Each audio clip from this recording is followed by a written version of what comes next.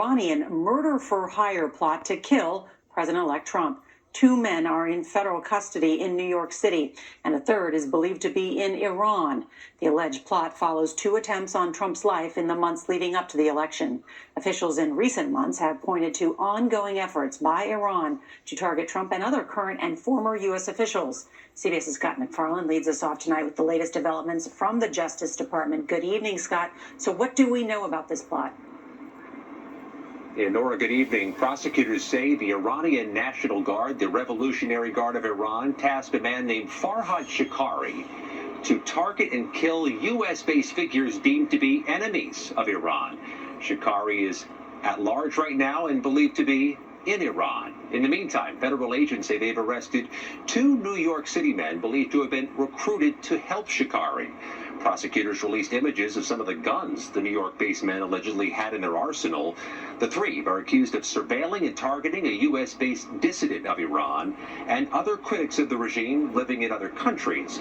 But in charging documents, prosecutors alleged last month Iranian officials urged Shikari to focus on killing Trump. Defense says Shikari claims to not have actually formulated the plan, Nora. And Scott, Iran has been after Donald Trump and other officials for a while, right?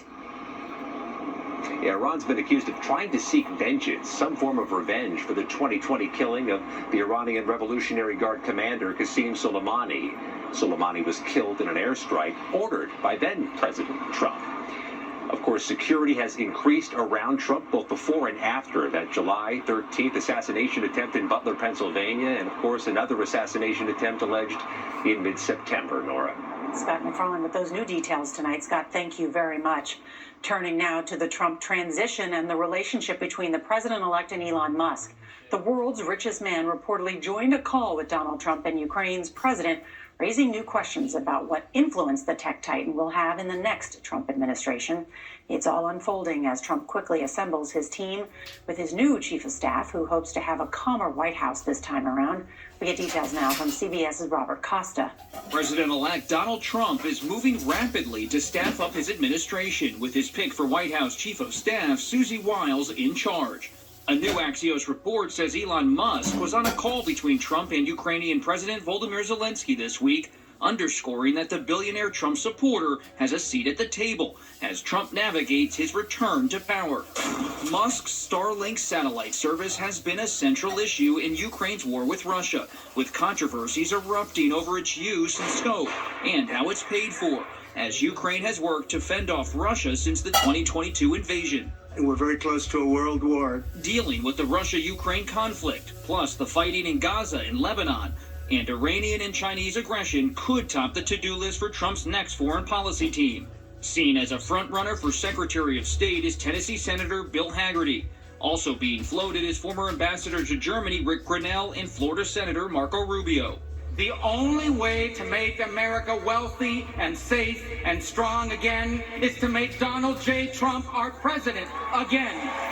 For the CIA, John Ratcliffe, Trump's former director of national intelligence, is widely mentioned. And for defense, former Secretary of State Mike Pompeo is seen as a possibility. One intense focus inside Trump's inner circle is who will be nominated for Attorney General, especially after Trump railed against the Justice Department for prosecuting him. It's called the weaponization of the FBI, the DOJ. They were all coming. Names being mentioned by Trump insiders include Matt Whitaker, who was acting AG in Trump's first term, plus former Florida AG Pam Bondi, who backed Trump throughout his impeachments and his legal challenges. And if he's out there fighting for us, we're going to fight for him. With Trump planning to extend his tax cuts and impose sweeping tariffs, 2 Wall Street names, among several others, are in the mix for Treasury Secretary. Hedge fund leader Scott Bessent and financial executive Howard Lutnick, who is a co-chair of Trump's transition team. What in the world are we doing? We're letting the rest of the world eat our lunch. And Robert Costa joins us now. There is a lot of jostling going on behind the scenes for a cabinet position or something in the White House. There is a lot of jostling, Nora, but behind the scenes, President-elect Trump, I'm told by sources, is sitting back and listening. He's seeing who's coming to him, who's recommending certain lawmakers or business people. No final decisions on a lot of the cabinet picks yet, but they are moving quite quickly. All right, more than 70 days now to Inauguration Day. Thank you, Robert. President-elect Trump was propelled back into office by a red shift across America. Take a look at this map. It shows how dramatic that shift was. The red arrows facing right are our counties that switched from voting for President Biden in 2020 to electing Trump this year. It was pretty much everywhere. While a majority of Latinos voted for Kamala Harris, Trump was backed by a record 46% of Latino voters, even gaining support in Democratic strongholds like New York City. CBS's Lilia Luciano spoke with some voters who were behind that historic shift. In historically blue states like New York and progressive hubs like Queens, the shift to the right among Latinos is noticeable. About 2 years ago is when I really noticed the shift of a lot of migrants overpopulating, especially in the area where I work. Stephanie Tim, mother and real estate agent from Queens, previously backed Biden, but is now siding with Trump. Where do you think Democrats or the Harris campaign missed the mark? Democrats for a long time represented the middle class, which is where a lot of us are. They made too much money to get benefits that were available for even migrants, right?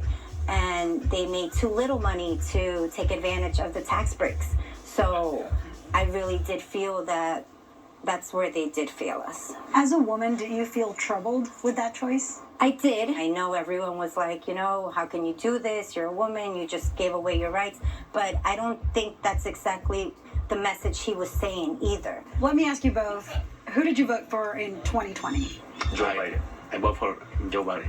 And in 2024? Donald Trump. I changed to Donald Trump that year. Why did you choose Trump this time? For me, security, immigration, this situation with immigration is out of control. Alejandro Vanderhoek and Uber Figueroa are both registered Democrats, but say a turning point was when Republican governors like Greg Abbott of Texas started busing migrants up north to cities like New York. These gangs that come from the border. I came from Jackson Heights. Back in 2017 and 2016, even 2018, it was really quiet neighborhood.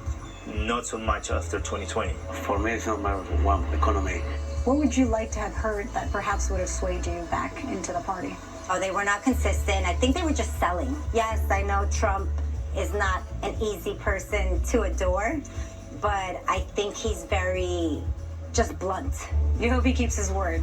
He had 4 years to show that he can do whatever he say, improve the country.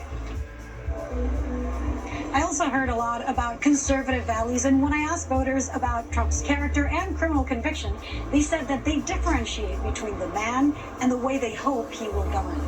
Now, Nora? Lilia Luciano, thank you very much for your reporting. Israeli soccer fans came under attack in the streets of Amsterdam overnight in an ugly display of anti-Semitism. President Biden is calling the incident despicable. CBS's Rami Inocencio is there. A night of multiple violent attacks in Amsterdam after a soccer match on Thursday night. In these videos, unverified by CBS News, one man cornered as his assailants shouted, "Free Palestine." Free Palestine! Free Palestine! Free Palestine! Another seen in a canal. Another apparently unconscious, kicked over and over in what Dutch and Israeli leaders condemned as anti-Semitic. Israeli Prime Minister Benjamin Netanyahu deployed several evacuation planes. Israeli Shahar Biton witnessed the attack. He's flying home to Tel Aviv. And they all waited in groups of 20, 30, just waiting for us. It's not something that someone said, all right, let's just go out of the street and do something. They know exactly what's going to happen and what they're going to do. Police arrested more than 60 people. 5 who were attacked were hospitalized.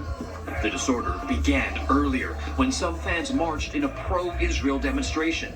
A Palestinian flag on a building was torn down, another set on fire. People chanted death to the Arabs. As you leave, what are you feeling?